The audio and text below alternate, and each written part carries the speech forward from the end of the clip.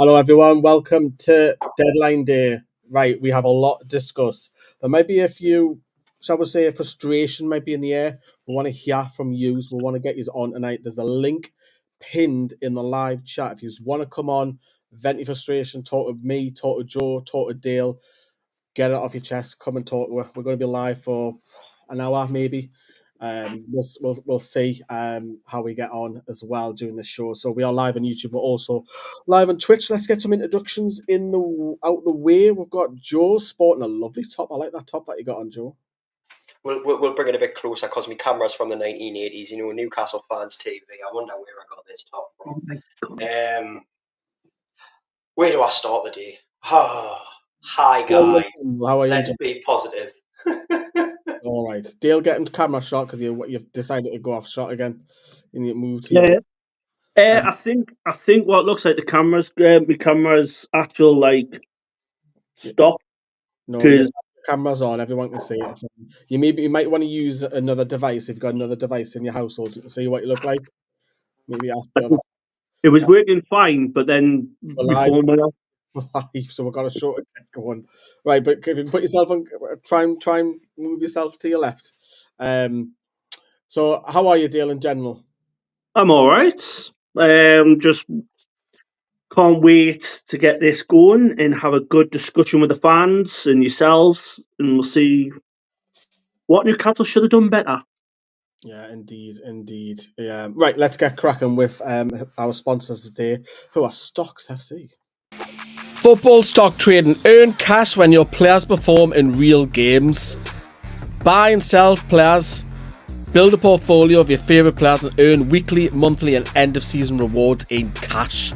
It's just like the real stock market, but the stocks of football players instead of companies. Using our QR code or the link in the very top of this description, you can claim 5 free stocks from us. Guaranteed to win you some free cash. Stocks FC. Stocks FC, indeed. Now, Dale, you were telling me that you've got investment in Chris Wood. I can't believe that. Nah, I know. I can't believe that. I've done it then. Straight away I went Chris Wood, and he's in form, which is brilliant. Can't believe it, guys. 5 free loans, and he gets Chris Wood, and he scores a hat-trick on his first.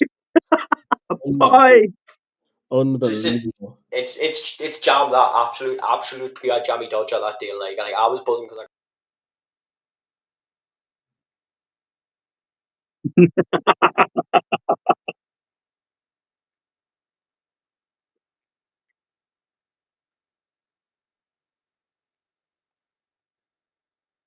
You can see my portfolio here. Of course, Isaac's won me some profits. And obviously, I've got Haaland myself. Not been doing that well, so I've actually lost a little bit on there, Haaland. But Cunha scored the other night. Okay, you got me a couple of extra quid. And I do have a lot of Newcastle players. If you look scrolling down, but lost a little bit of money this weekend because we didn't do that very well, did we?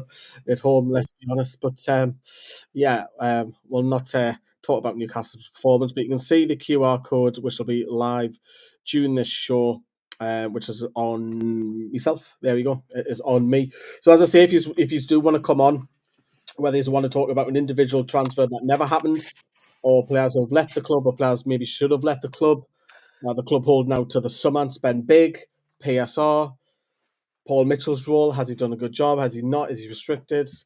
Yeah. I'll get yourselves on this. The link is pinned on that. I think we should get Callum in straight away, and then what we'll do, we'll open it up to everybody else as well. So, Callum, how are you, first of all?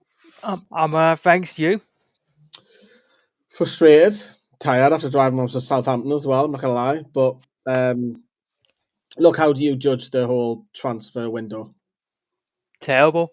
We haven't sent anyone. Why are you saying it's terrible then? What is it about it that you don't like? Probably the Premier League, something or the PSR, because I just wish we could spend something, because it doesn't matter who we sign at. Mm-hmm. Because money, how much well, it's hard because you have to find someone you need, because we need a good striker and a new centre back. That's one thing that I'd love to see come to the club, but unfortunately, nope. it's very difficult. Joe, do you have any questions for Callum? Callum, when you're saying that about strikers coming, were you even like bothered about it being a loan deal? Would you have been happy with a loan deal? Like if we just got one loan over, like for me, I was looking at the whole Ansu Fati situation, and I was really hoping that we would end up getting a loan in Ansu Fati, and it would be a great winner. Would you have been happy with the loan? Definitely, I'm happy with a loan. Just like I love to see sign Jonathan David on loan, Yeah. and definitely with a permanent sign when it comes to the summer transfer window. You mentioned that about Jonathan David, right, Callum? And I noticed that a lot of fans were debating about it, right?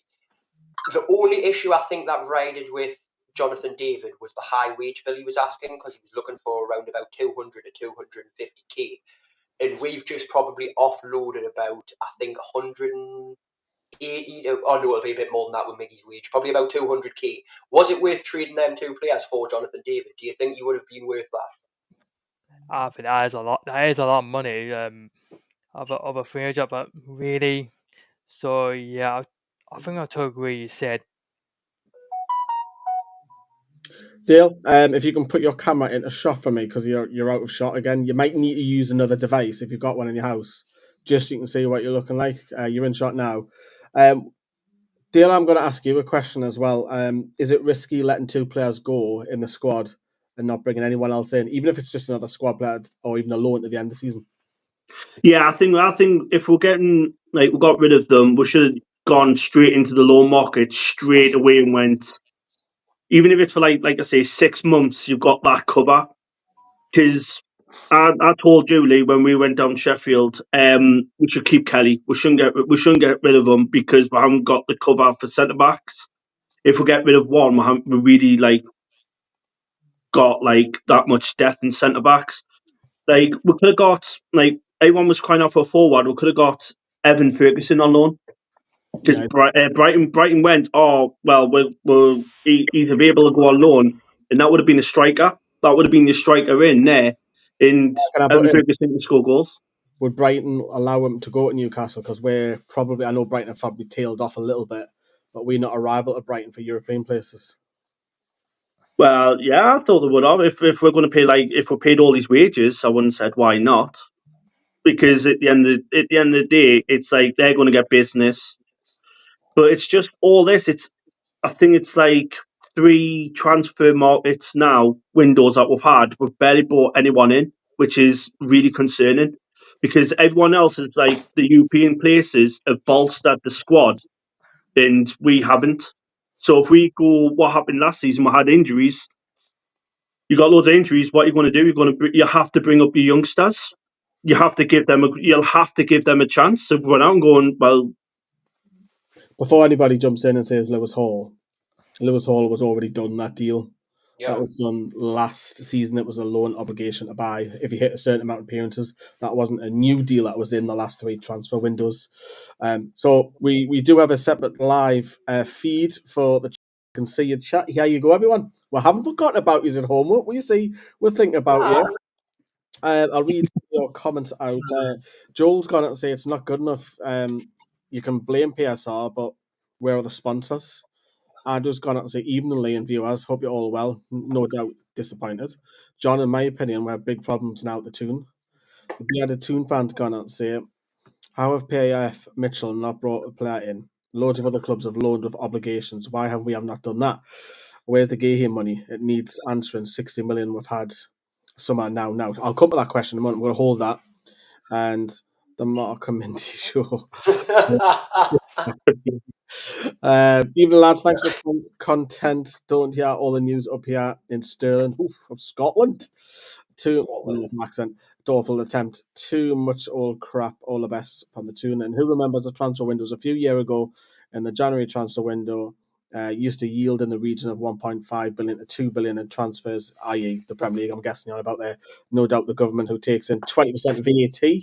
Yeah, probably more than that. It's probably a lot more money. The first time I've questioned PIF commitment. Do they actually want to own the club? Oof, Derek. We are one injury to Gordon or Isaac away from a massive crisis. Yep. Where we will finish with one of them injured 10th. The club is silent. What? Why are the fans not hearing anything? I want to come to that PAF statement, Callum. I'm going to come back and switch that. That's quite a strong argument that Derek's put there. First time I've questioned PAF commitment. Do you question the PAF, or where are you putting the blame? If it helped, if I can put the right screen on, wouldn't it, Lee? Where are you putting the blame, Callum? It's hard to say to answer that, Lee. I say probably the answer the I don't know. It's hard to answer. So sorry, you have to move on. I don't know what to say. Joe, where are you pointing the finger? Me personally, I don't like to point blame in these situations because there's a lot of people involved, a hell of a lot of people. You've got Eddie Howe. Eddie Howe obviously has a say in it. You've got all of the scout networks. You've got Paul Mitchell. You've got the owners themselves. For me, it's got to land on the person whose job description it is. I'm very, very focused on that in football. If a striker's given a striker role, they need to score goals. If a midfielder's given a midfielder role, they need to do things. Paul Mitchell is the man who is meant to be bringing signings in, or at the very least updating. We're not asking for in-depth details. By the way, he has a massive list of everyone we've shortlisted. These are all the reasons why we didn't do it. We're not wanting that. We're just wanting you to come out, Paul Mitchell, and make a statement. And maybe this happens tomorrow, and make a statement on what is actually going on. Is it PSR at fault? Is it us not capitalising on enough chances in players out there? So you've really got to look at whose job role it is, and the person's job role is Paul Mitchell. So for me personally, the blame does go towards Paul Mitchell for having such a lacklustre few windows. What is going on? I just want answers, Paul, and you are the man who has that information. Bring it on, please. I think the club do need to come out and speak and say. I think they will blame PSR. I think they will. Dale, I want to ask you a question about Eddie Howe. Has Eddie Howe got any fault? Because I've seen one or two fans mention that they're blaming Eddie Howe for not bringing anybody in. But just from my 50 pence before you say yours, Eddie Howe's not to blame. Every single manager wants to spend money and strengthen the squad. Whether you're Becky Langley at Newcastle United Women or Eddie Howe at Newcastle United Men, every single manager wants the squad improved. Dale, how do you feel about that? I agree with Joe. What Joe said, it's down to Mitchell and the board. They should be. If it's a PR, if it's like the PSR and all that, they should be saying, right, we haven't got this. We can't spend. Let's go to the loan market and then say to Eddie, where do you want to strengthen? We can go out and see which players are available on loan that we can bring into the club, even if it's for 6 months with an option to buy, like we did with Lewis Hall. We should be doing that. We shouldn't just not be static and just do nothing there and thinking the players that we've got now are like they're unbreakable. Or they're not going to get injuries. They can just play every single game, every single minute. And I think they're just going. So like, if we don't promote, like if we don't go like into Europe or competitive like that, the likes of Isaac, Gordon, that wants to play like Champions League football, that want to win trophies, they're just going to go, well, thank you there, but I don't see we're going any further. We're not progressing. And you need to progress with the transfer market to get players in.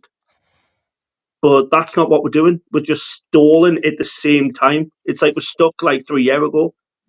Callum, I want to ask you a question. Is what happens if there's an injury to Isaac, or what happens if there's an injury to?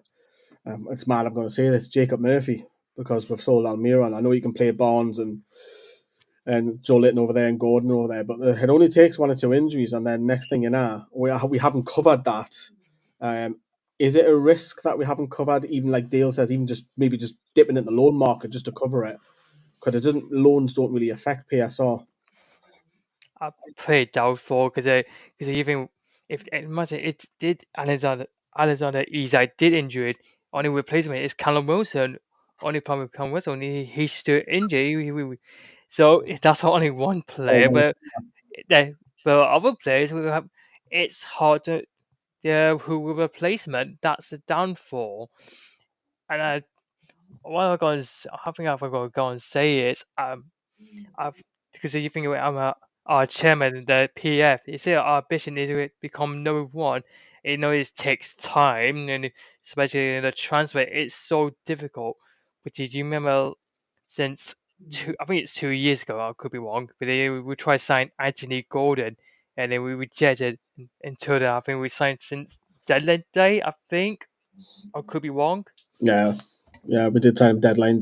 Yeah, we see it on the documentary as well that they really wanted him and went for. Callum, I'll ask you one more question before I let you go. Will us not strengthening this January cost us a Champions League place? Oh, I say I don't know. I want to answer that. So Let sorry, me rephrase that question then. Where will we finish this season? top 7. So that's a no then. So we aren't getting Champions League because I've kind of been clever and just went around the question. If we look, we win the Carabao. Oh, you just went froze there. You win the Carabao. Oh, he's back, Carabao Cup. Yeah, we'll see. Well, Callum, thank you very much for coming on, mate. Cheers, Thanks Callum. again. Thanks Yeah, again. catch you later. See you a bit. Bye. Yeah, so that was Callum. If you guys want to come on and have your say, there's a link pinned in the top of the live chat. Come on, we didn't bite. You know, you can talk to We Joe. don't bite it all. You can talk. I do. Yeah, Joe does. Joe likes a little play. Right. Can I Go on, yeah, go Can on. I jump in? I was just looking at the comments there, right, on my phone. I've got my phone up looking at the Well, comments, and there's one of them. pull them open then, Joe, since Pull them up. you've Yeah, mentioned the live chat. Let's have a look, see what everyone's saying. We haven't forgot about these guys. we've got Geordie Tune for Life, who said earlier, evenly, let the club run the club. We have no idea of the financial situation. They know best. We also know if they could spend, they would. That has already been proven. I agree to a certain amount, although we proved very early on that we would spend money, Bruno, Gordon, Trippier, Pope, etc., etc. A lot of them deals were bargains. You know, you look at Bruno, and Bruno was a very cheap deal for the player we've got. That was cheap. Kieran Trippier, that was very cheap. He's a Champions League proven player who's won trophies around the world, and we got him for I think 12 million at the time, first signing over the door. A lot of them were statements to show what their intent is. So although I'm not disagreeing with you, Geordie Tune for Life, that was showed that initially, it's not a massive show. Still now, the biggest player was Alexander Isak. Yeah, and I think it's also got to remember is that yes, you can let the club run, but I think fans are allowed to have an opinion and have their say because we want success as much as the next club. We want to see investment. If there's no communication, and I think the club have been very good since the takeover, since the communication. I just think it's gone off a little bit quieter. It's not a negative. It's just not as frequent as Amanda Staveley, men and women. I'm talking here. It's not as frequent, and then. Now we're getting a football director for the women's, which leaves a question mark of who's doing what now. And I didn't have the opportunity to ask Becky that the other day, and the club are obviously trying to progress, and it's the PSR whole thing is an absolute nightmare, isn't it? Let me read out some of your comments before we have a look at who's left the club this month. We'll talk about who may have left as well. But Wednesday's a massive game, says Liam. I totally agree because if we go out on Wednesday. No major signing out the cup. That is a big. It's a massive game. The negativity that will come from that if we don't get through is massive. But on the flip side, the highs will be really high. Villa playing a dangerous game, but maybe they are good that had to sell John Duran, and I forgot his name there. But they bought in Rashford for loan. They've kind of covered it for the rest of the season. That may be the one that I threw out at the start of the season. I wouldn't sign permanently, but yeah. They've got a Sancho, Sancho from PSG on loan as well. An ex-Real Madrid player, no? Good, but he's decent in it. Expect anger on Wednesday. There you go. Sorry, Derek. He's just literally just said what I've just said there, Derek. If the fans, I don't think the fans will turn the PF. I just want to touch upon the PIF as well as we keep the live chat up. I don't think the PIF have lost any direction or ambition with the club because quite clearly they're obviously looking at the stadium and that's going to come from their money. And they are looking at the training ground. I do think the training ground has come a little bit slow. I'm not going to lie to you. I thought that would have been here by now, or at least completed. It's a little bit slow, but I'm not that concerned if the training ground's called the Cellar Training Ground or anything like that, because it's more money. But and I really, really don't want to mention Mike Ashley, but I'm gonna have to because Mike Ashley did not grow the commercial side of the club before PIF came in, and that hurt Newcastle United. Yes, he didn't spend, which also helped as well, because it's kind of hit us now, because whilst he had these tat around the stadium deal, I'm going to come to you on this, he wasn't investing. There was no growth. We had a £5 million deal from Castoria, which was a joke, whereas Liverpool were getting like 6 times the amount per season or something mad like that. Ashley wasn't investing, so we couldn't grow the commercial side. So in essence, and I'm not sticking up because I'm playing devil's advocate, and I like to say the good cop, bad cop. But the reason why we haven't got that commercial side, like why are Chelsea doing this? Why are Man United and can spend every season? Because they've got global growth, and Mike Ashley unfortunately didn't do that. And then the club have came in with the new owners, and they're basically starting from scratch. All the other clubs, the 14, 15 Premier League clubs since they've been in, the rest of them who haven't gone down have stayed in the division, have had years and years and years of a head start on us growing the brand. Yeah, definitely, because like I say, Salah come in and like it's good now. We're getting all the commercial now, but it's like that's like 10 to 15 years way too late. Because like when like what you said, we're miles behind now. So basically, we're the commercial side. We are catching up. It's just it takes time. Yeah, before Mike Ashley arrived at the door, we were bigger than Manchester City. We were bigger than Spurs. And I'm talking like if you look at the average Premier League positions the last 20 years before Ashley came, we're way ahead of them. Look at the commercial. Exactly. They were nowhere any bigger than us. So, yes, I know there was different rules. Chelsea can go and spend on their takeover, and Man City were, then the whole PSR come in as well. But what I'm trying to get at is the PIF then come in, and then the positives that Ashley didn't spend, so we didn't have any negative, which meant we started getting Brunos and Botmans and Isaac. What we did is Joe was right before, we did buy really well, but what we didn't do, we didn't sell well. We only sold. We had the fringes of the Championship.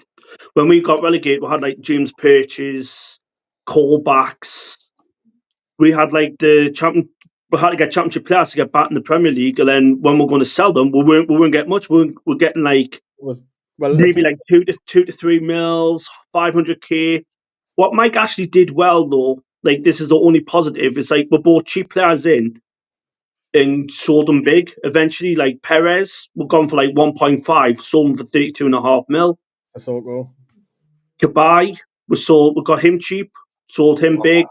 Sissoko, got him like small there. And then now it's just you can't get them cheap buys anymore. It's going to be the minimums, like maybe like if you want a quality player, you're going to pay minimum 30 mil. The inflation is like, obviously it's the transfer fees go up and all. So when the PIF then come in, right, they're spending to try and catch up because they have to. But then it's like, oh shit, PSR, we can't spend anymore because we've already spent. We just elevated the tune, and it's brilliant that they have. And then they've looked at it and thought, right, let's grow the commercial. We're seeing when I was out in Saudi, they were seeing all these little tech companies joining the club as sponsors, and we've seen obviously the stack being built, and there's talks about the stadium trying to grow, XL, yada yada yada. I'm going on a tangent, yeah.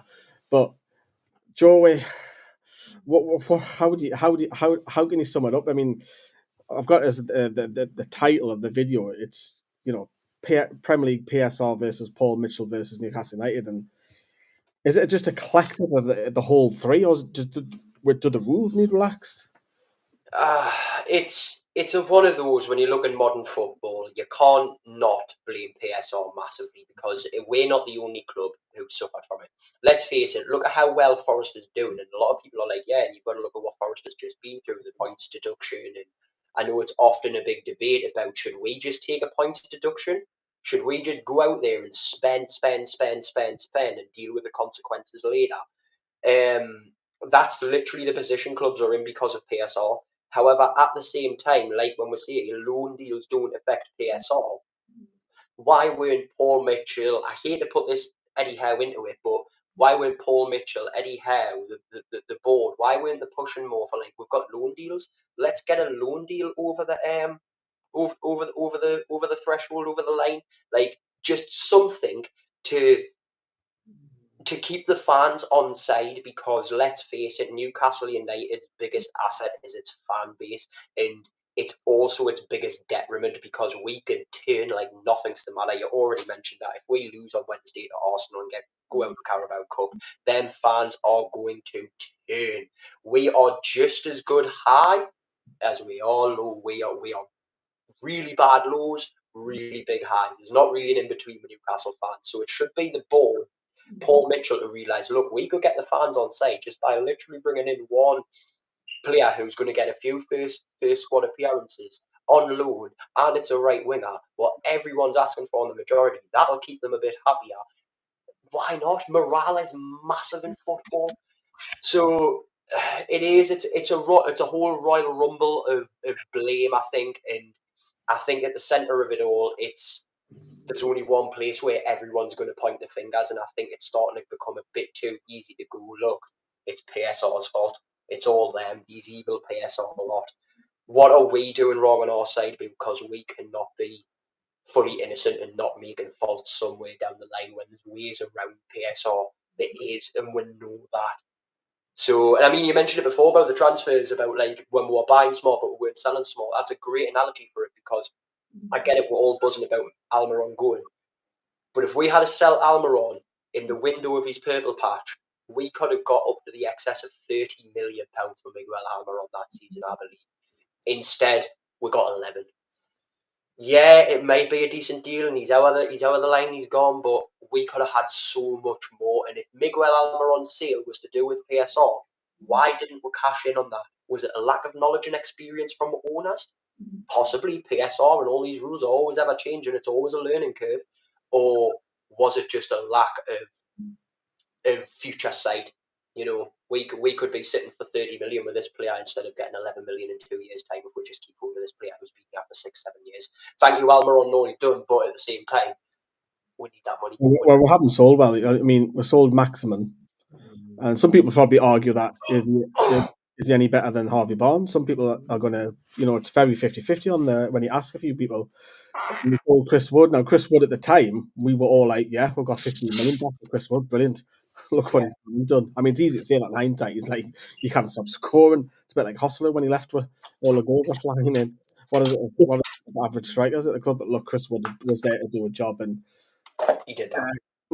But for Chris Wood, sorry to interrupt Lee. For Chris Wood at Nottingham Forest now, he's getting the services in to do exactly where he is, where to pinpoint. But when he came to Newcastle, it was a panic buy. We didn't have a striker. We needed a striker, and we didn't give Chris Wood the service. If we got we got Gordon now and Barnes crossing in there, crossing the balls now for Chris Wood, I think Chris Wood would be absolutely scoring loads for it. I think it would have been absolutely ideal as that man behind Isak, but you sold him, and you never know. We might not have signed X, Y, and Z after Wood with that money, so it kind of falls on with a domino effect. But the problem is now, if we get an injury, like what you said, Isak or the wingers now, you've only got one option, which I said earlier, is you've got to go up to your youngsters and go, I'm going to give you're going to be on the bench, you're going to get minutes. And that look what happened to Lewis Miley. That option is not Willis Sula, it's Anthony Gordon. He'll play up top. Exactly. And Gordon's come out and said, I don't like playing up front. You can tell. When Gordon plays up front, you can tell he loses interest straight away and goes off to the left-hand side. It makes the left wing weaker because he's now out of there, and then it makes the striker weaker because he's not there. But Callum Wilson is meant to be back. Touch wood. He's very 50-50 for the Arsenal game. And if Callum Wilson comes off the bench and gets to the final, I'm probably going to forgive him for being injured all season. Nah, that's one of those. I've just been like that there. As soon as you see Wilson's back, I'm like, wow, big. But if he came on and scored the winner or the equaliser that does the job, I'm going to be his biggest fan. He scored the winner in the final. He gets a statue for me. It would though, because it'll be my first trophy since 1979, I think, isn't it? 69. Yeah, you're 10 years. Well, I don't involve the championship trophies. That's not like no. We did win it, but it doesn't count as a trophy, does it? Well, it is trophy champions. Can you say that?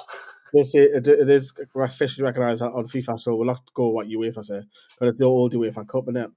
Right. I wanted to bring up a reminder of who's left the club, because we have had a few that's gone. Obviously, Joe's already mentioned Miguel Almiron for 10 million. Lloyd Kelly is technically loaned up to 20 million, so That's not strictly true what the Chronicle have got on there. Isaac Hayden, who seems to be just hanging around the place forever, doesn't he? He's headed out on loan. Alex Murphy is probably the one that, right, yeah, makes sense. Get him out on loan, go to Bolton. Travis Hurness has gone back to Scandinavia, to Aalborg on loan. Charlie MacArthur was really highly rated, by the way. He's went to Carlisle on loan. And Jamie Miley has left permanently, which was probably a little bit of a surprise. But they've probably got a very small transfer fee, and the club have probably accepted that. But looking at on his debut. On his debut again for Hartlepool. Yeah, he's a good midfielder. And there's another young Miley coming through at the club as well. But yeah, it's the squad players that I have left in Kelly and Almiron, as we talked about as well. But I wanted to talk about a couple of others who have actually didn't leave the club, but were very much heavily speculated. Because Joe, I want to mention Kieran Trippier has been linked the last couple of days to Galatasaray, and he's another one who's more or less a free agent in the summer. I think he's going to leave the club in the summer. I think he'll be off. But would it be suicide if we just said, yeah, go on then in this January, without his experience and his knowledge? Because even when he's not playing, he's barking orders on the touchline. I've said for a while about Trippier that I fully believe Trippier would stay at this club and go on to do like his coaching badges and all that business and get his experience under his hood here. But with everything in the last year, and I don't want to go into too much about speculation that's out there on the news and such, I think he's taking a hit where he wants to get away. He wants to get abroad. And it's nothing against Newcastle, I don't think. I think it's just he wants to get out of this situation, needs something fresh for his mindset. You know, so maybe we do keep him on and he stays around, because I do feel like it'll be a big blow if you don't keep someone like Kieran Trippier with, like you say, his knowledge and experience. We need that, and the passion he shows on the sidelines, like we need that. You remember the point at that time when he argued with a fan to protect the boys? Yeah, you know, we need that. Yeah, we need that. Yeah, and I don't want to see players like that leave. You can let a couple of homegrown players leave, and yeah, people are going to be upset. Well, we should be keeping majority boys and stuff. Well, if they're not good enough and they don't bring anything. Say Longstaff as well. I know a lot of people be like, oh, just get rid of Longstaff, but I like the job he does off the ball. I'm sorry, but the off the ball work that man does is often overlooked. So yeah, it's all well and good just getting rid of a few like Geordie boys. That I can accept that, but not a leader like Kieran Trippier. Now we need them people. We need to keep him here, I think, in whatever way we can. And I hope that's been part of him not going to Galatasaray. I hope it hasn't just been that they haven't met our expectations or whatever. I hope it's been a matter where the club and Trippier have been like, look, we don't want you to leave. And Trippier's been like, yeah, I don't want to leave. I want to do stuff. Yeah, I want to help grow the youth. You know, imagine him coaching the youth team or something. I don't think it'll be the fee would be big anyways. It wouldn't be like a change in life changing fee, would it? But obviously, yeah, I'm pleased he's staying there because I actually thought Livramento wasn't that great at the weekend. I think Trippier on Wednesday night, whether he's starting or from the bench, his experience alone on Wednesday night would be valuable. Martin Dubravka was the other one, Dale. We all thought he was going to be heading out. Now, every single one of us 2 months ago would have said get rid of him. To be honest with you, every single one of it, and probably a lot of you in the chat, if you've been openly admitting it, all these would have said, yeah, sell him, get a little bit of cash in from him. He's a free agent anyway in the summer. But he's come in. Newcastle have won 10 out of the last 12. Yes, I had a little go at him because I did feel he was it fell for the second goal on the weekend. Football opinions, you can disagree on that, I don't mind. But he's keeping Nick Pope out the last couple of games. And how has he, and pardon the pun, how has he managed to stay, Dale? What's Eddie Howe said to him? Because when he was clapping the fans off, and I was there that game, it was like, yeah, he's off. A bit like Metal Miron, he's off. He's away. Next thing you know, he's there again the following weekend, and then there's talk that he might sign a 1-year contract extension. He's just turned 36 as well in this January. I said January transfer window. Yeah, we'll call it January transfer window. But he stayed, and it's kind of like, well, all the Newcastle fans, you were wrong.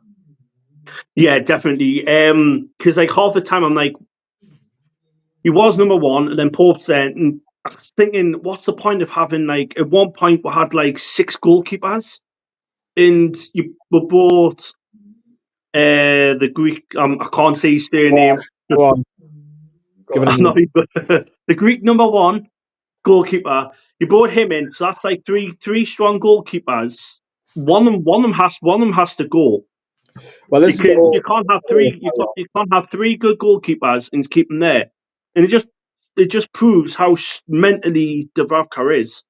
Because all of a sudden Pope got injured, he comes in, and all of a sudden he's playing blinders. Eddie Howe straight away going, well, if Pope's getting injured, I've got Dubravka playing absolutely amazing here. I've got we've got to keep rejecting the offers. Even if we did accept the offer, it'd be the end of the season rather than midway, and then that way there. But now I would say he's going to probably get another 1 year deal. There's a lot of the keepers. Woody's out of contract. Gillespie's out of contract. Dubravka at this moment. Fabian Schär is out of contract. Kieran Trippier's out of contract. Callum Wilson is out of contract. We've got quite a few with the squads that are. Emil Kraft is another one off the top of my head. I'll see Kraft, Schär, and Trippier. They're the three I would give another 1 year deal, and then that way. Yeah, well, when Kraft hasn't been injured, he's played well. He has played well, mind. He has played well. Aye. And he'll not be on that much wages wise, will he? And Exactly. I think he's capable at centre back. You never know. He could be Fabian Schär's replacement. You never know. Remember Dan Burns. He's getting the end of the career, and Kraft's still kind of mid-20s, isn't he? No, Kraft's 29 or something now, 29, 30. Yeah, still, that's another couple of years. When Burn gans, Schär will probably have, I'll say, probably about 2 years left, and then that way you're going to be really thin on the defenders. So then that way you're going to go right. It's going to be all over again, like the PSR. How we're going to get them? Yeah, let's have a look. We haven't forgotten about who's in the live chat. Remember, if you want to come on as well, there is a link pinned in the chat. If you want to have a chat with us, we didn't bite.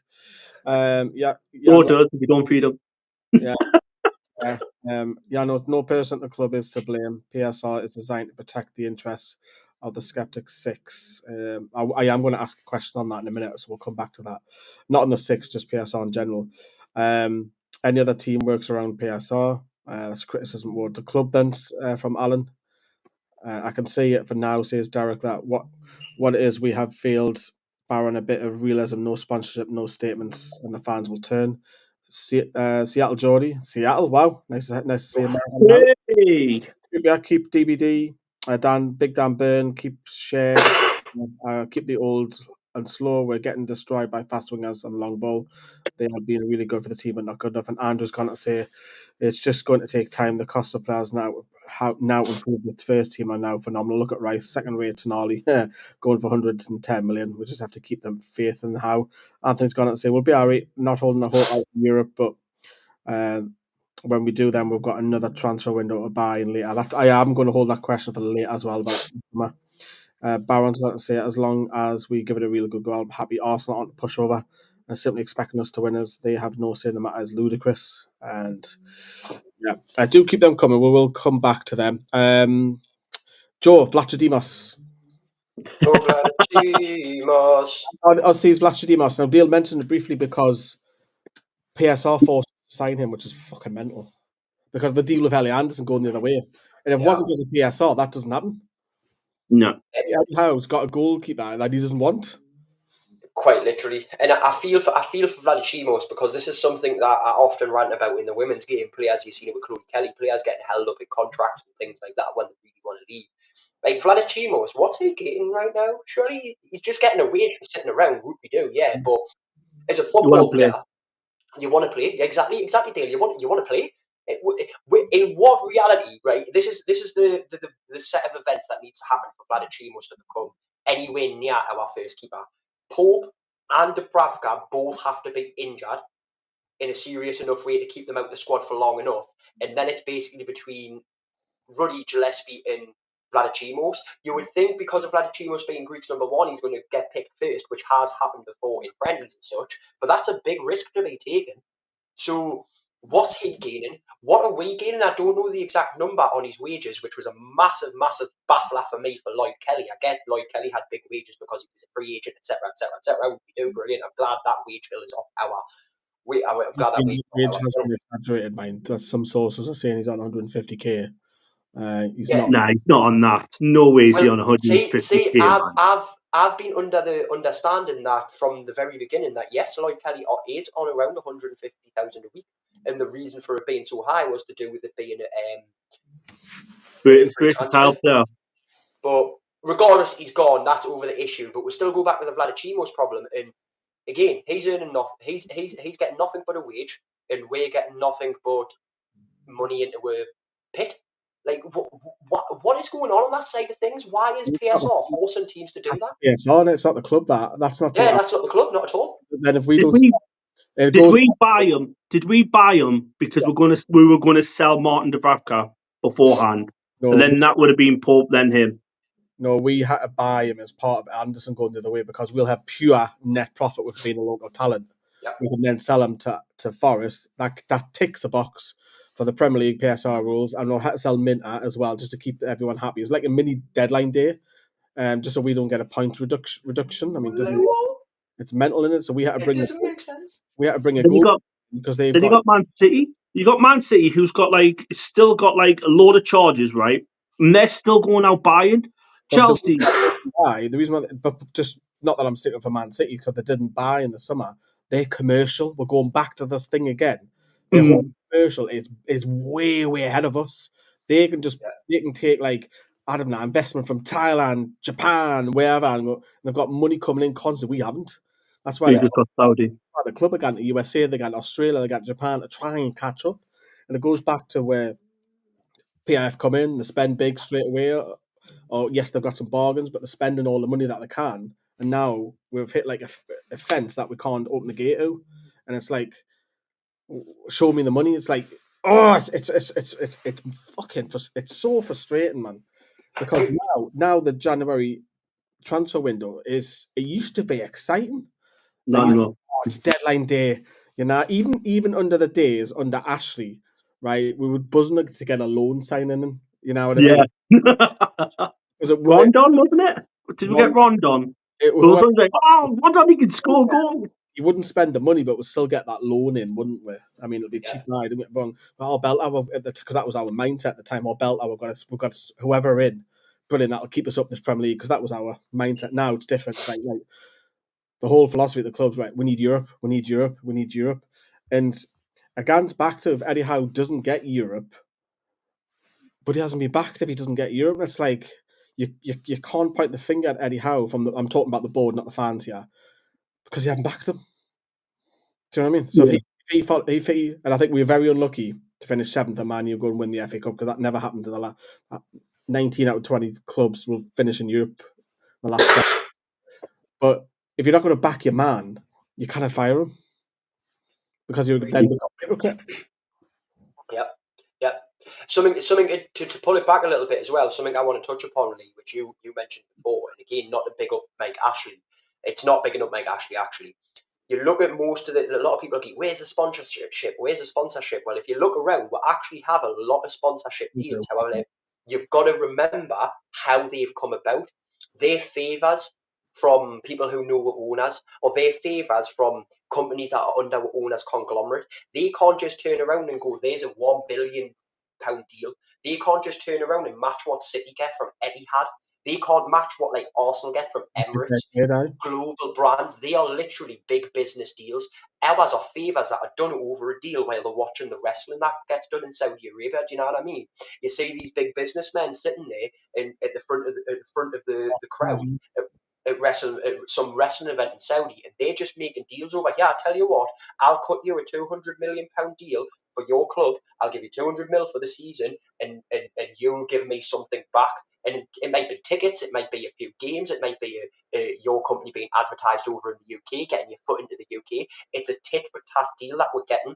We need real sponsorships over the door. We need big things. And when you look at it, the only big one that we've got that's a business deal, a full pure business deal, is Adidas.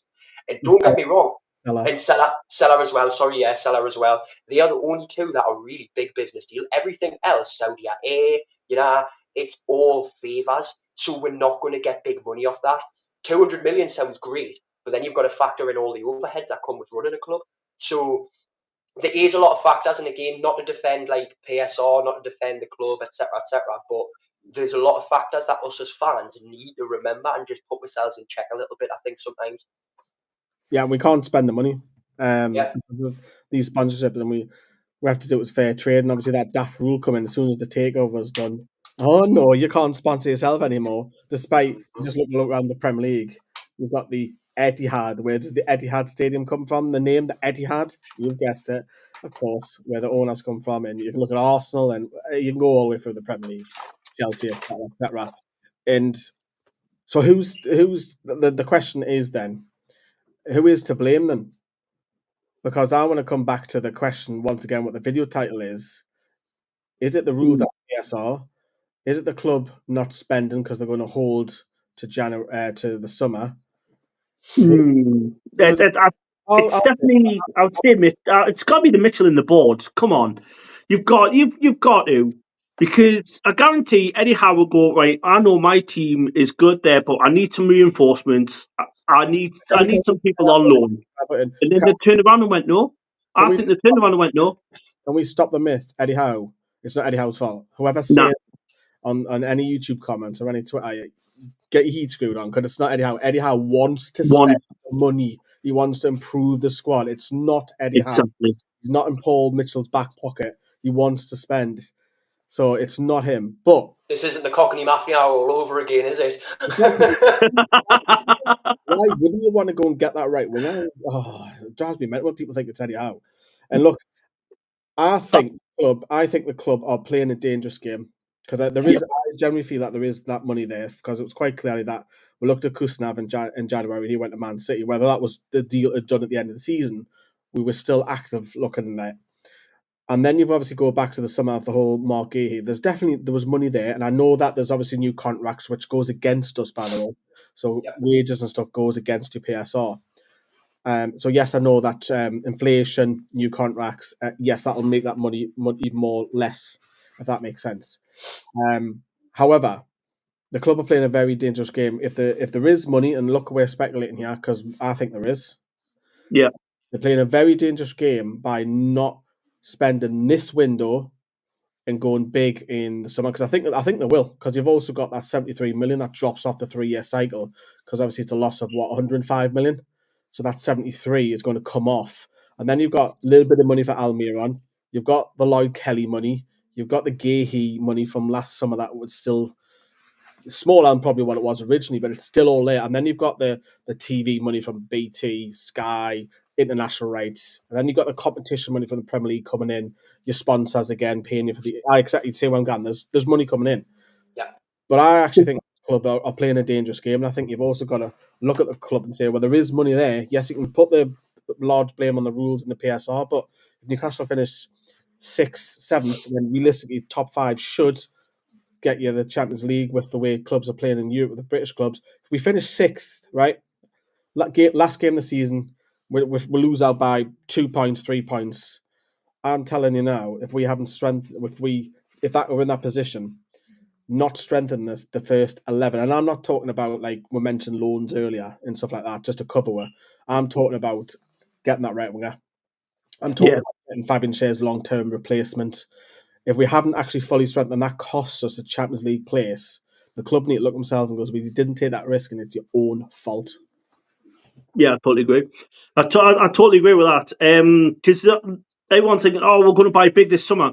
But if we do buy big this summer, just say we spend like 200 million, or like getting the players there, we're back to that same situation again. We can't buy anyone for 3 seasons until that resets. But it's also, if you don't spend now and you don't get that Champions League, you mentioned it earlier, Dale, what happens to Gordon, Isak, Bruno? Especially, that kind of guy. Especially because Isak's got a massive price tag, right? And you can get 150 million, whatever it is. Brilliant. It's through the door. We've sold him well. But who's going to get them goals to get you back fighting, trying to get back into the Champions League? Yes, you've got all that money, but name me some strikers that is his level right now. None. There's Haaland gold if you give him service. Salah's never going to come to us. Like I was going to say, like the Real Madrid, Vinicius Junior and Mbappe and all them, but they're not going to come to us. So you're not really going to. The only one you probably get would be Kluivert. No, Kluivert's not a striker, is he? You might You might look at The the info. Leipzig strikers. Both of them are decent, and Sesko Chris and Wood. Pender. Yeah, Chris Chris Wood. Wood. But they proven in the Premier League. You're not buying for now. You might have to buy for potential. And look, that's why the demand in Isak's there, and I'm pleased that they've kept him because we've shut the window and none of the big guns have gone, which Eddie Howe obviously wanted. But Joe, do you think he'll come back and bite us? I asked Callum that earlier. Do you think it will? So Yeah. for me, the reason that it may come back and bite with, yeah, like you said, Lee, we've literally went and we've bet all on black here, haven't we? You know, we've took a massive gamble. Go on. We've went in and we've went, look, if we hold with chips right now and we'll wait till the summer, we can go out and we can do massive business. However, we can touch upon, see the players who we've got, Bruno, Gordon, Isak, Tonali, they all want European football, etc. Maybe they're willing to hang on for another season. That's all well and good. Do you reckon they will?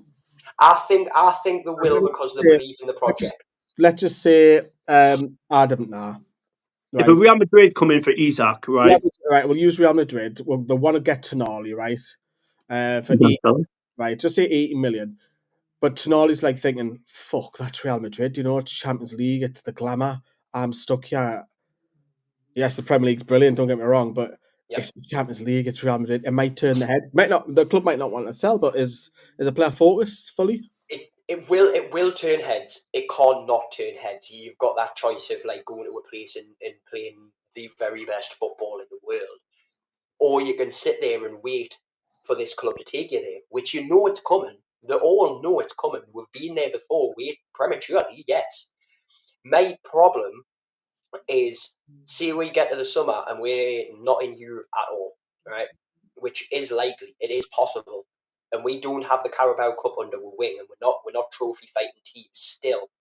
How do you then invite more players in? I know for me personally, I've always wanted that Ryan Shirky, mainly because I had him in one of the manager games and he was brilliant for Newcastle. But when I seen about 2 years ago that we were first interested in him, I was like, come on, get Shirky in. He's unreal. We need that man. And I would love to get him. However, he's not going to come if he's not guaranteed European football. That's a no-brainer. And if we haven't got European football, how do we expect to invite players like that to the club? By the way, there's this 5-year project, which we're 3.5 years into, and we're not quite where we want to be yet. Would you like to come along to help us get there in the next year and a half? Ooh. It's not just that. That's a bit of a tight one. How do you convince Liverpool if they want to come in for Gordon in the summer? You know, don't go. We've got such and such coming in. It's I think the club. Yeah, as I say, I'll play in a dangerous game.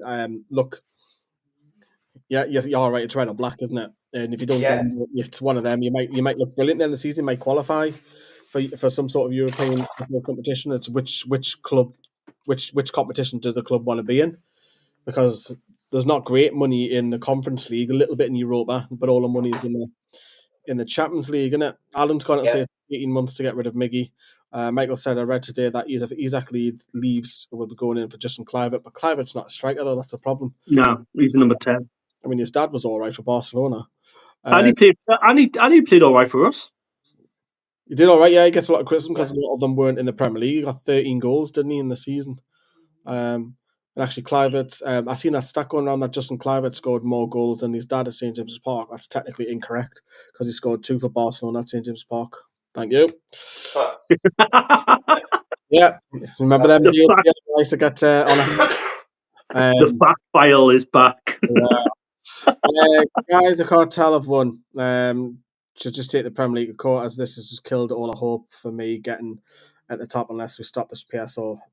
And obviously, it was when I was on Manchester City, of course, wasn't it? Look, I think the PSR is going to be slightly relaxed. I believe the rules are getting amended, but watch this space, as I say. New stadium, new training facility, new sponsorship, new revenue streams. Then you're able to spend. I agree to some extent, Yahoo, but not all of that. Not all of that. Keep it St. James's Park. And sponsors. There's no point going to a new like another stadium. It's like ticket sales don't get much revenue. No, they don't. To be honest, it all comes from like the commercial side and the team. It's like the merchandise. Like now, it's like nearly £100 for like a Newcastle top. That's instantly going to take the fans going. I love the club, but I'm not going to pay £100 for a top. Yeah, and look, I think it's keep your chats coming, and we'll come back to them. We'll keep them on display as well. But it's. Do you both agree that summer there's no option but to spend? I don't want to be negative, right? But I think in summer, I think we're not going to get anyone. I think I don't think we're going to get, like what Joe said, we're not going to get into Europe. If we don't get into Europe, we're not going to get the players that's going to go, yeah, your club's in you. Like, they want European football, they want to win the Champions League, they want to win Europa League, they want to win big silverware. But if we're not anywhere near that, we're not going to get the players in, and we're just going to be static. Surely we can still attract the likes of Brian Mbeumo and Matthias Cunha if they don't go to your Liverpool. Yeah. Surely you'll pick off the best. But they'll go anywhere else. So, for instance, like if like us, like just in Newcastle or Arsenal, they're going to pick Arsenal, Chelsea. They're going to pick more teams that's above us, that's in Europe. But then They're again, going to pick them before us. Bruno came, Trippier came. Yes, I know it was different than we're going on the project and it's 3 years down the line. And I think they have to. I think the fans will demand it, and I think the fans have got every right to, especially when the season tickets went up last summer and we didn't see any, and if they go up again, well, and people might not think that's 5% is much, but for 5%, that's a family of 4. They might not be able to afford that. Do you know what I mean? Exactly. Kids, that 5% is basically 20% increase. So not everyone can do that, and if they put the ticket prices up, and it's like, well, wait a minute, you put my ticket prices up, you haven't signed anyone, or where's European football? So that was my argument. Just gone. Exactly. They put our season ticket up, and it was only the Lewis Hall deal that was made permanent the year before. That was already done. So I was a bit knocked off, but I'm new, to be honest with you. But I think they have to in the summer. They've got any option that the fan will demand it. I think Eddie Howe would want that. I think Eddie Howe knows the situation. He is playing, and I think people blaming Eddie Howe's wrong. But he knows where we are at the club. He's not dumb. He knows that the club will need to wait. And I think he's accepted that. He said that we're not going to be doing any transfers in the January. It was true to his words. Yes, we might have looked at Kusnav, but I think he knows that he's just got to wait to get the summer and then go. And I think you've also got to remember that you've got to replace those free agents. Yeah. Because yes, the free agents and the wages are off, but to bring players in again, that's going to cost money. Yeah. Do you think, since we didn't buy anyone, like obviously this transfer, do you think they're going to go now and go right and focus, right? Let's see who's going out of contract and see who we can get. Well, so like Cher's going out of contract.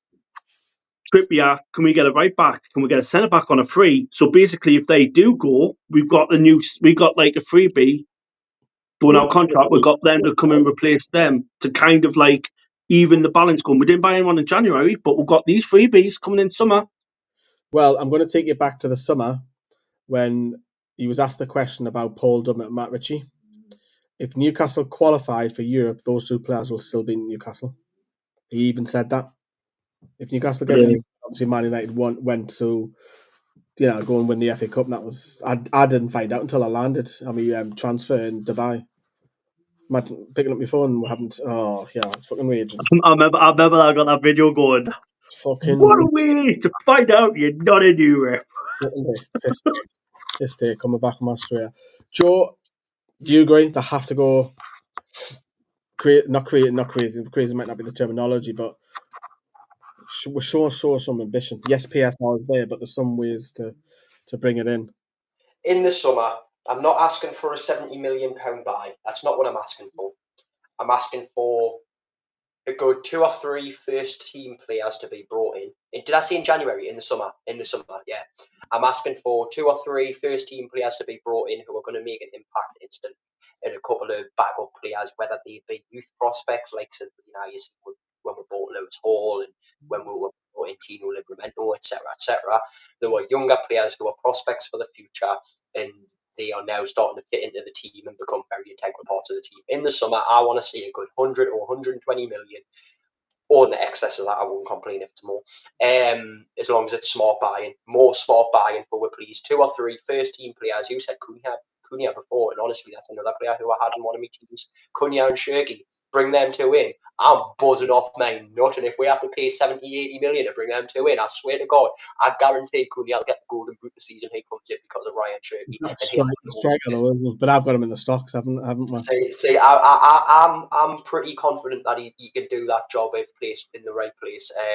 But yeah, I want Wood to go out there and buy a couple of loans, whatever we need to strengthen this squad, and especially if we let them contracts run out and we lose out on a fair few players. I get the wage bill, great, what we do, but we need backup, we need replacements, and we will need signings even more to the point that if we have to let people go. My only worry is literally how many times we've heard Newcastle's going to, and now some of it's on the dirt sheets, I know that, but Newcastle's going to have 70, 80 million to spend on Mark Gahey, and we're going to have this much to spend in this window. And then stick, haven't you? How you pronounce his name, haven't you? What's that? If you can give him some stick today, haven't you? How you? Actually, on that note, just a shout out because the guy who said the comment on my video giving us some stick also laughed when I said I should have called him Mark Guy. So there you go, Mark Guy is his new name. You know what it is? I blame the Americans, because ever since the Americans have came over, we've just started losing games. Yeah, Josh. Do you not think so? I blame the Americans too. It's all the Americans' fault. And do you know what it is? That lad from where is he? Philly, Pennsylvania. Him. What was he called? He honestly thinks I went tits up since. Oh my God, Josh, I didn't see you on screen there. How you doing, mate? Yeah, I'm watching you. Yeah, Josh, thank you very much for popping on. Mickey, we can see you in the background. We'll bring you on shortly as well. Josh, you've been watching, listening in the background. What's your thoughts on the window? To me, it's an absolute disgrace. I've been saying since the summer, let's rewind. Last January, we had our expectations. They didn't happen. I was disappointed, but I could understand it. We've seen constant investment. January is a tough window. We could more or less survive without investment last January with where we were sitting. Then we get to and the narrative was we're saving our war chest for the summer. The summer came and was very much not that.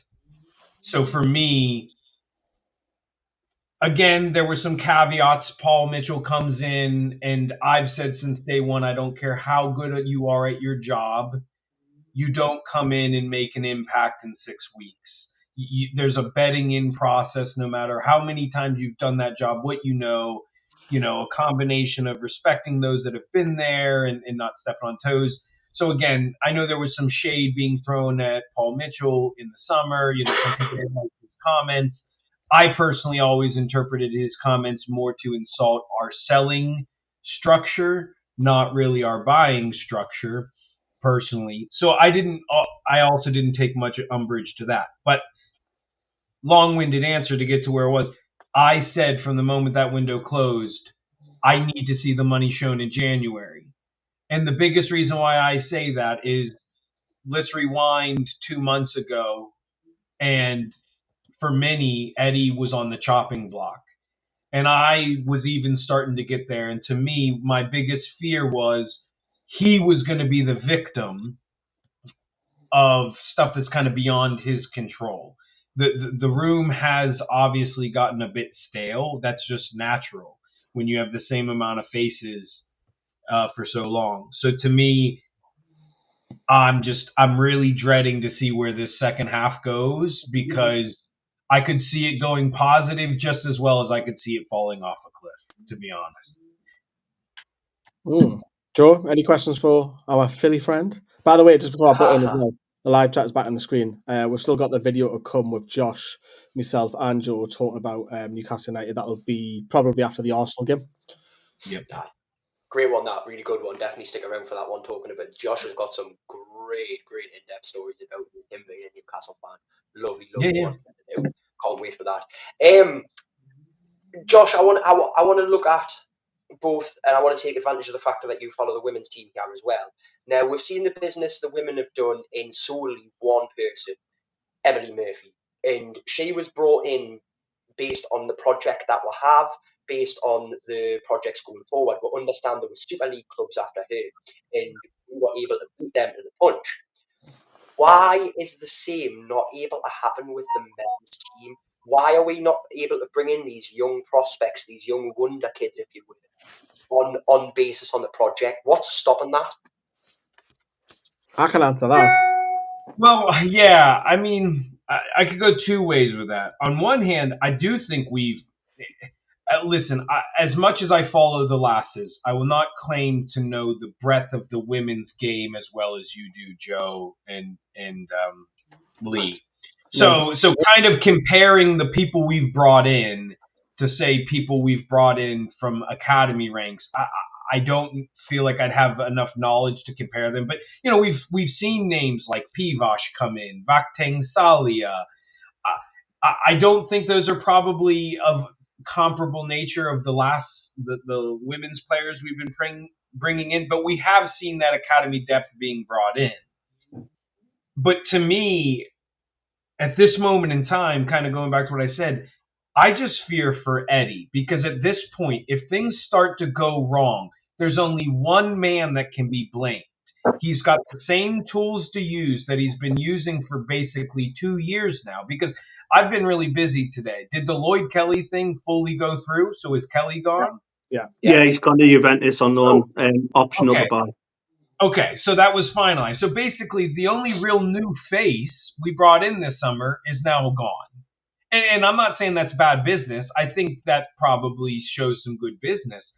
But we needed to bring in someone for the right wing. I mean, we've been shouting it for ages, and no disrespect to Jacob Murphy, but Jacob Murphy will revert to the mean. He's doing a great job, and I'll enjoy every second while he does. But we can't fool ourselves and think that all of a sudden Jacob Murphy is England caliber. It's just not the reality.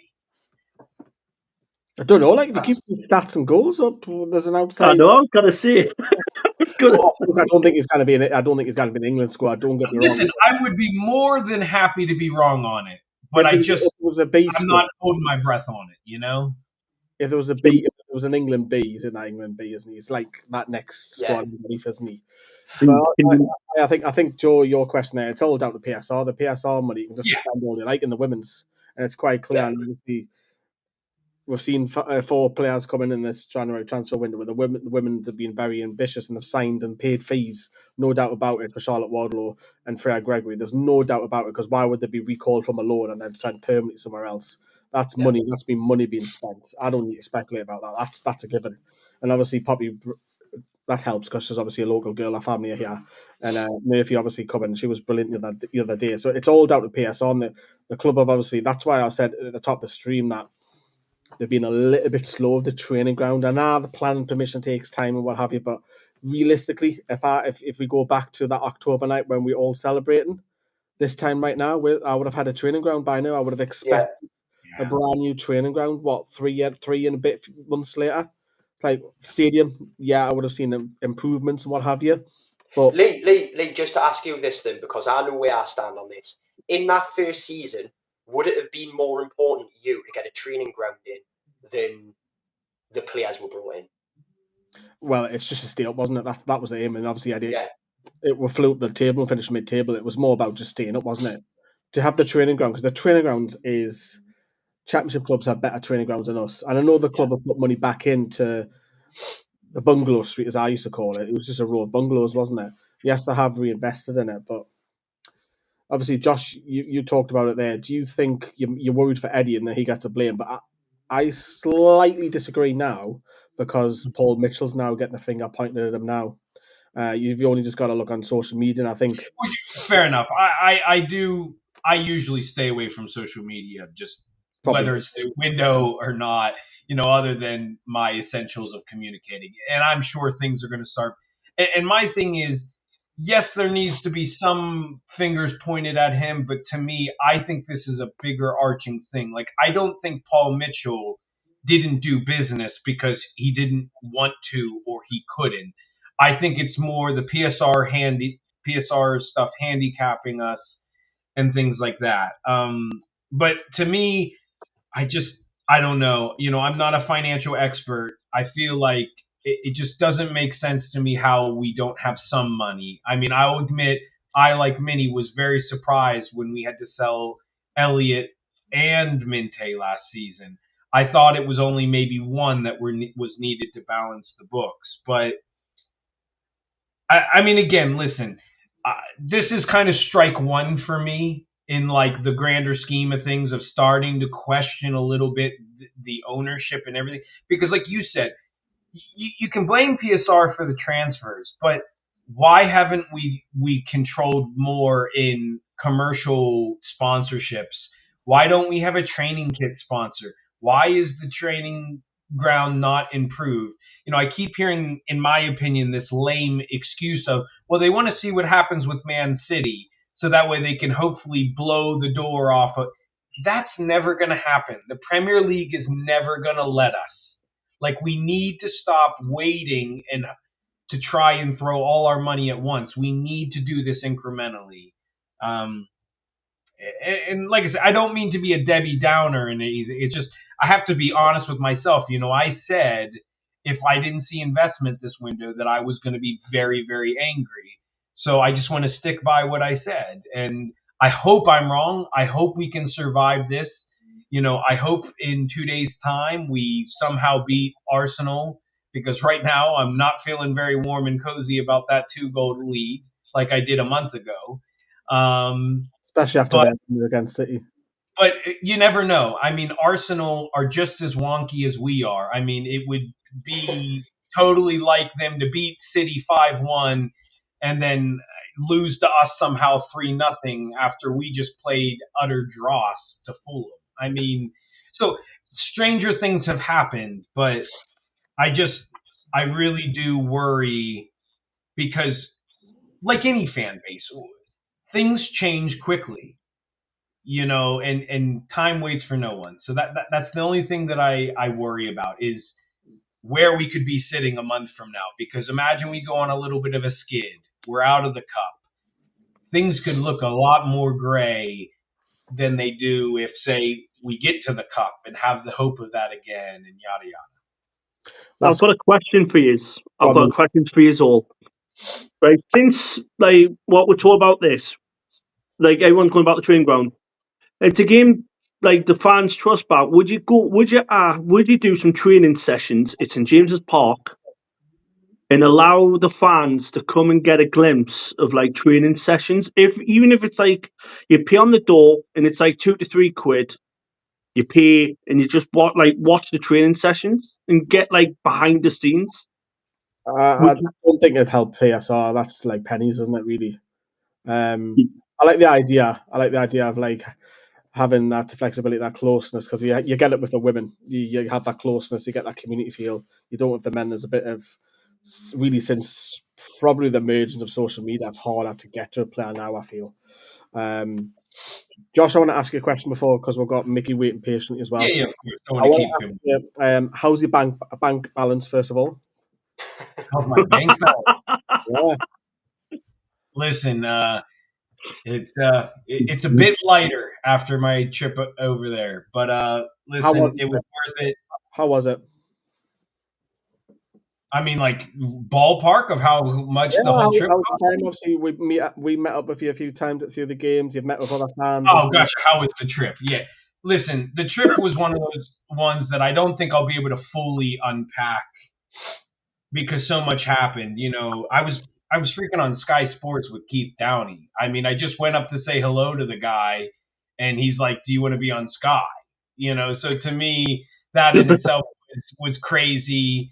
I think I shared, I don't want to spoil the video that you're going to release, but, the first game was very meaningful for me emotionally, beyond it obviously being my first game, but it really tugged home. And, I spent half of that day, half in tears, half screaming my brain off. And I think that in essence is kind of almost, I feel like a little bit of being a Geordie in a nutshell, is you experience all the emotions in one day. But the main thing that I'm left with is just the hospitality, as always. The Geordies are unmatched. There's been so many other times where I go to places even in different parts of the UK and London, I'm not necessarily a welcome visitor. or things like that. I tell the story of I got a little turned around on the underground last spring, and I tried to ask someone for help, and it took 5 different people before someone finally stopped to actually listen to me and That's help me. London. So Don't talk to you. when I was out in Whitley Bay, I went up to the first group of guys and said, "Hey, am I on the right side of the tracks for where I wanted to go?" And they're like, "Oh yeah, let us walk you over," and blah blah blah blah blah, and so And then Josh had his first night out on Newcastle when that happened, because this is what happens in Newcastle. You come ask someone for directions, and the next thing you know, you're at the bar. Yeah, next thing you know, I'm pleased you thoroughly enjoyed it. You've made friends with loads of people, including us at NFTV. Yeah, so many great friends. I know we've met in Philadelphia and down at Luton as well for the final. But yeah, you're more than welcome to come on any time at NFTV, because we think really highly of you, mate. And yeah, your family now, Josh. Your family. Yeah, cheers, guys. Yeah, thanks for having me. I just wanted to stop in and say, hey, I'll let Mickey have his turn and share his thoughts. But like I said, I hope I'm wrong. I know I brought a little bit of negativity to it, but I think realism, though. I still believe in the longer picture. I still think we're going to do great things, and I do think, as a final thought, one of the things that really I continue to preach through a monkey wrench in this was getting Champions League in that second season. In a almost messed up kind of way, I almost in a way wish it never happened, because I think it distorted people's perception of the progression. Yeah. I think in reality we're on track, but because of that amazing PSG night, it almost feels like we've somehow reverted backwards, even though I don't really think we have. Excellent. Thank you very much, Josh, for Cheers, coming guys. on. We shall keep off. Thank you very much, Josh. Enjoy the rest of your night. So that was Josh. I did, before we bring up Mickey, this is the last guest that will come on in a second, but just before we do, Mickey, thanks for hanging on. The women, I did want to cover this as well. I thought it would just be a good time to kind of bring it up now, because obviously we talked briefly just before that they brought in 4 signings, which goes not against the PSR, which is brilliant. Dale, what do you make of the signings, and which one are you most excited about? All of them, to be fair. We saw Poppy play when she was at Doncaster. She looked dangerous all the time we played. Wardlaw looks good. Centre back, midfield, she looks so comfortable. Ria Gregory, we watched her play at Southampton, and she was phenomenal. I haven't saw Murphy play, so I can't wait to see her in action. Second of March, when we play Bristol City at Kingston Park. Yeah, Murphy was absolutely outstanding. If you haven't seen our vlog with me and Dave really pushing her, really excited. I'm excited by Fred Gregory. I thought she was outstanding. And for a few years on this channel and NFTV Extra, I've mentioned Poppy Pritchard. Joe, who's who you excited about?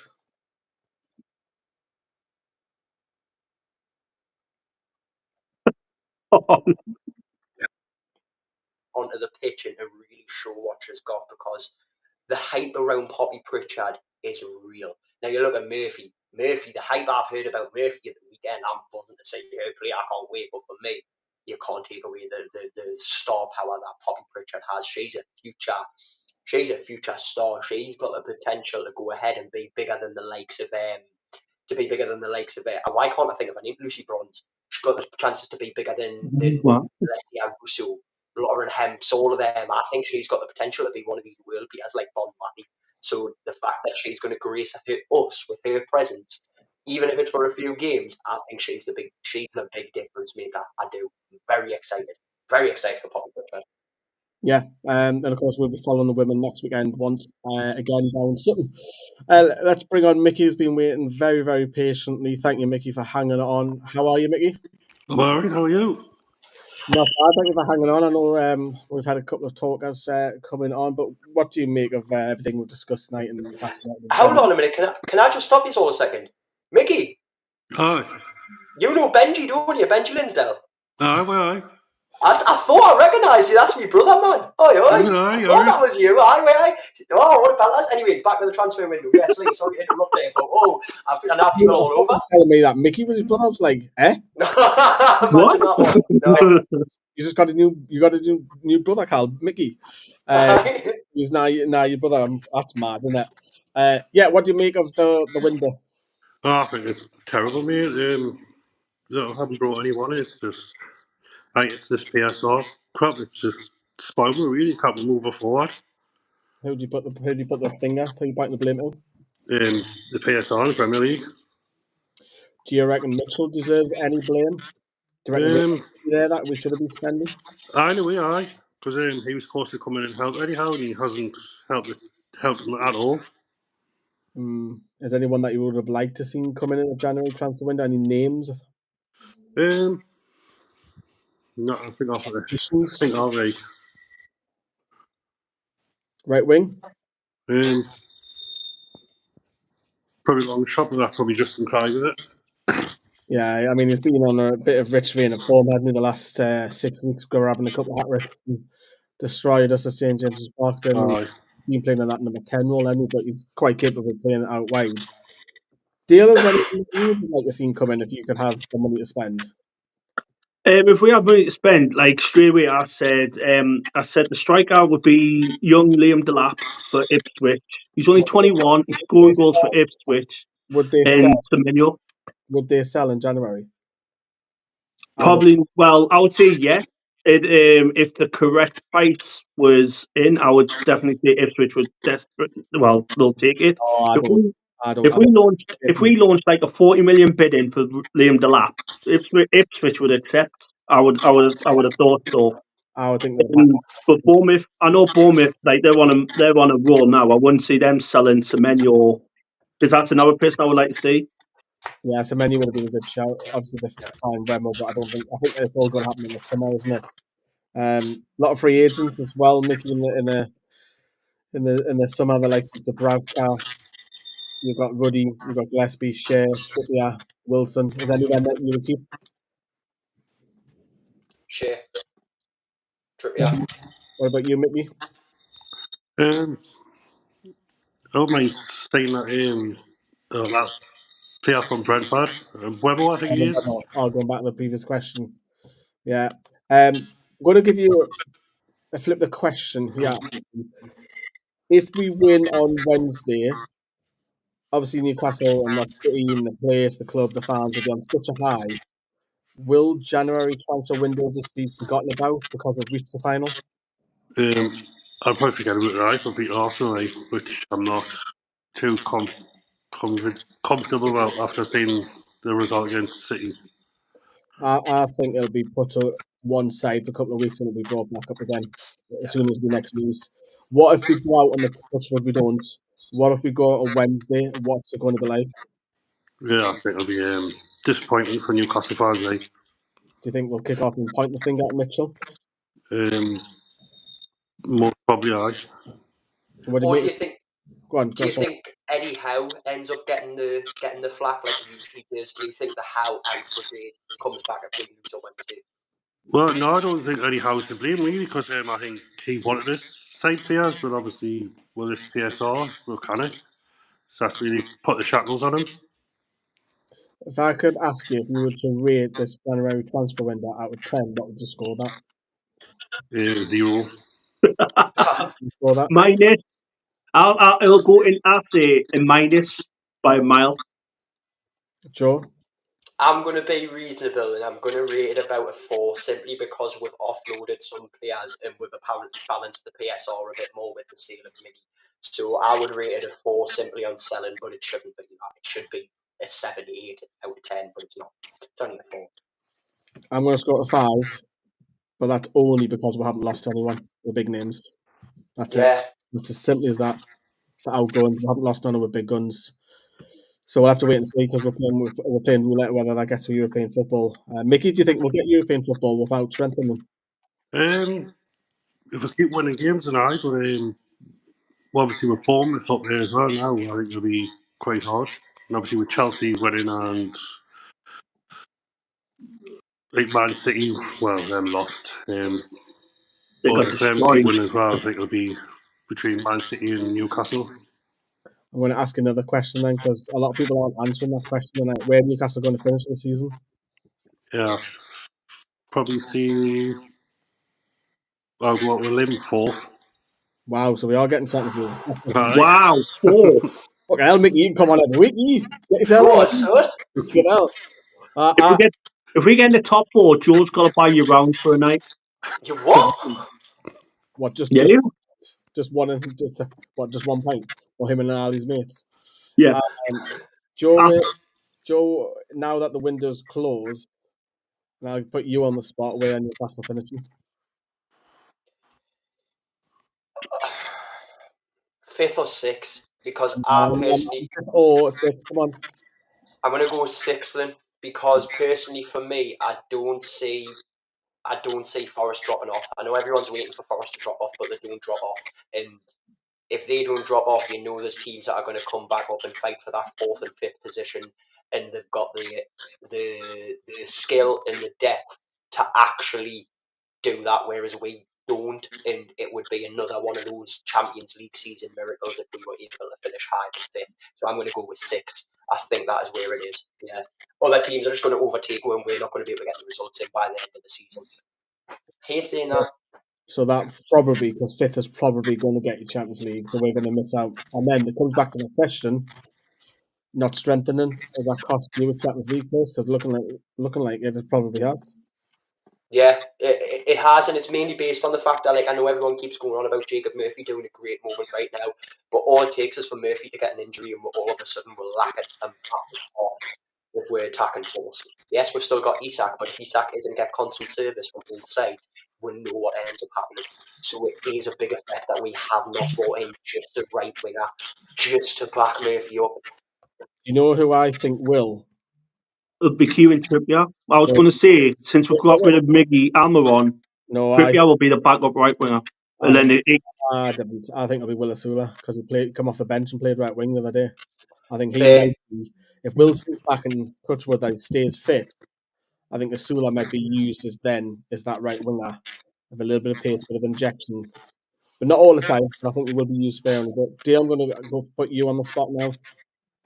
6th. Same reasons. Same reasons. I was going to say, I was going to be like Joe. I was going to go 6 and 7, 6 or 7th, because if we don't have any injuries there, and the lads can pick up the form that they did last time, easy. But all the other teams around have strengthened, and we're just still on the neutral level. And that's the only worry. You pick up little injuries. You pick up like little injuries there out of slot, like out of place. You haven't got the cover. You're gonna. If we get injuries, I'll say we'll be finishing lower than 10th. Whoa! Oh, flipping hell, that's quite low. I But would like if you take like major, like take out like we say Murphy, Isak, and you got no replacements. You're gonna have no cover. You're gonna bring youngsters in. to be fair, if you lose 2 games, you could be finished. You could be sitting in 10th. Yeah, because it's that close. I think we'll finish 5th. I've said that on the overlap. I kind of, because I look like a hypocrite. I'm going to say finish 5th, and that'll get in the back door in the Champions League. But I think it will be tight. I think it's going to be 4 or 5 clubs running into that. Mickey, one last question for you as we're going to start wrapping up.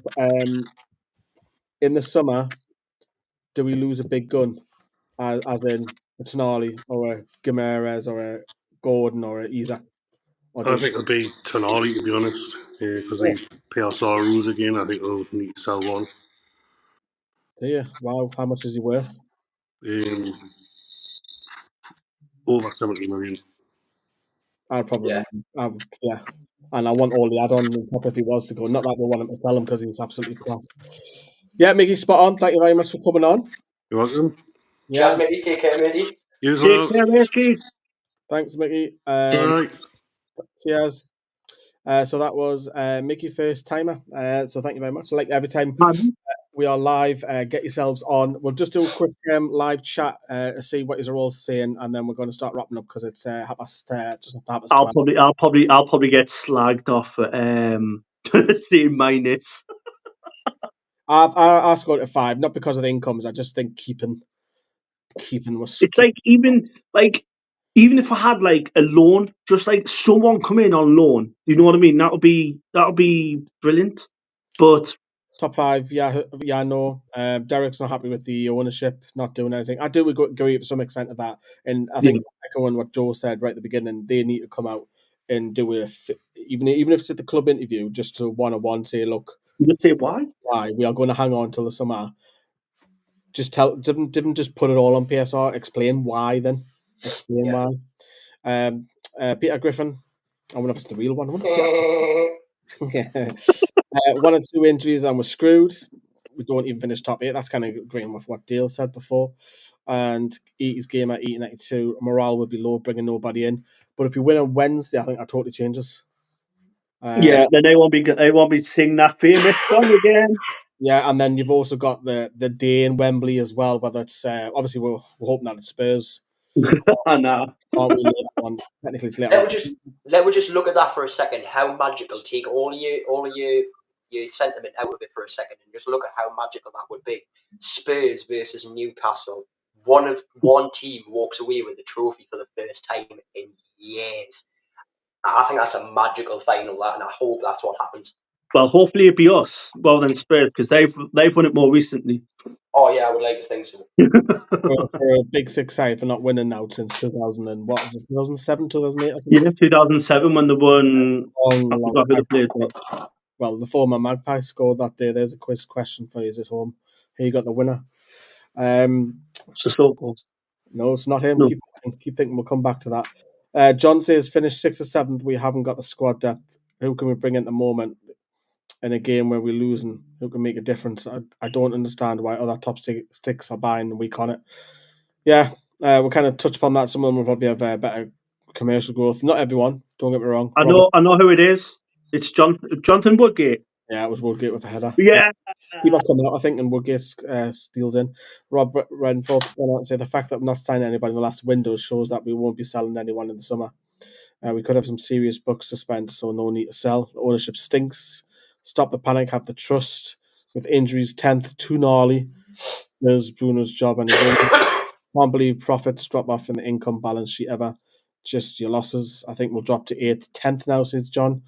Lottie's a very negative mind. They're all following what I'm saying. Spurs have just made one hell of a signing, though. This tell lad, from buying decent Arsenal are due a big result against us. Hopefully, I'm wrong. Hopefully, you are very wrong. Remember, we can still get beat on Wednesday night and still go through on the night. So it'll be. Can I read out Josh's comment, please? Oh, they missed it off. It just came in. Let me just pull that back. Josh Toonami Philly says, if Jonathan Greenwood went to more games away and such, we'd have the PSR funds to buy. We need Jonathan Greenwood at more games. He needs to be in more away games, both men and women. Where are you, Johnny? Johnny, where are you? He said that to me on Sunday. Johnny, hello. This has been sent to you on WhatsApp. I hope you enjoy this little moment of fame that you're getting ripped by Americans halfway around the world because they know that you're not funding the way fund anymore. So yeah, that was quite funny. Yeah, I like that. John, in the summer, it'll all be worth trusted process. Hopefully, you're right. Look, it might be easy saying that in 5 months' time, come the end of May. Easy in hindsight if we've come away and we've got a trophy to a hand or a Champions League place or Europa League or whatever, because we'll be there. Whether it's Latvia or whether it's Spain, NFC will be there, fearing for their lives down some back street near the Russian border, and we'll be there. Can you imagine taking me abroad? Where is Lee going today? Well, guys, I'm in Latvia. It's like close your eyes and point on the map. Let's go there. Yeah, no, it'd be good. It'd be good. Good laughing. A lot of people go to the away games, don't even have tickets. They just go for the experience, don't they? Look at Dortmund. Yeah. That's a long one. The transfer deadline shows that we've done all through the years always seem to be a bit longer. We were scheduled to go for about an hour, and obviously we ran over quite a bit. Thanks to the 2 lads for coming on at the end, Mickey and Josh, and also Callum a little bit early on, right at the beginning of the show. But yeah, I would like to say it's been a happy January. Not off the pitch, no, it isn't. Newcastle fans promote the brand. Yes, sure. And we do have our sister NFTV Extra, and of course the football is live. So do check those channels out. Remember, you can scan this, and you can get your 5 free stocks. You don't have to put I any. got Chris Wood on my first pick, guys, and look what he's doing. He's Yeah, being brilliant. free. Is once loads of money off it. Mental. But yeah, we're going to wrap up if you can. And that's negative. The transfer window drops like because we put the show together quite late. You know, Joe's already been out and about in the Toon Dean videos. He's done a video earlier on. I've already been down Southampton, drove all the way up at Dave and Lorraine for some food, and then and done this. Dale's now what deal? What you been doing today? Dale's had tea. Exactly. I had my tea, and I've been putting some things on Facebook on Newcastle fans. Yes, Dale is helping us out on the Facebook page. Yes, so go check that out. I haven't checked any social media today. Do a grand job.